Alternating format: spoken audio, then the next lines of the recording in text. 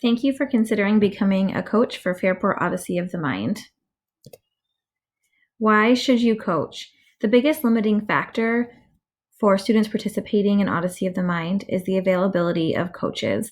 So we appreciate you considering giving this opportunity to even more students. It's also a very fun and rewarding activity to participate in with your own child, getting to spend that time practicing and working. And because this is such a student-led program, it's a really novel environment where the student is leading and you are there cheering them on and supporting them, but letting them be in the driver's seat. What is expected of a coach? You get to help create your team, find students to be on your team using resources provided by the Booster Club and your school and your own personal contacts. You are in charge of scheduling and hosting meetings and practices throughout the school year.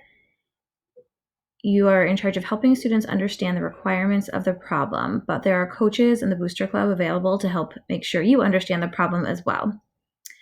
You also ask thought-provoking questions to help the students work and come up with new ideas and to keep them on track, but you do not make suggestions of how they may solve the problems or help them create their solution. You can purchase supplies that the team asks for their solution and then submit receipts to the Booster Club for reimbursement.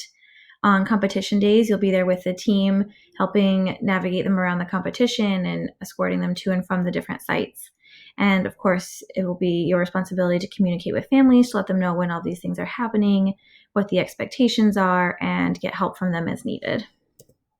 What is not expected of a coach? You do not need to have good ideas or creative ideas. That's the kids' job, and they are experts at it.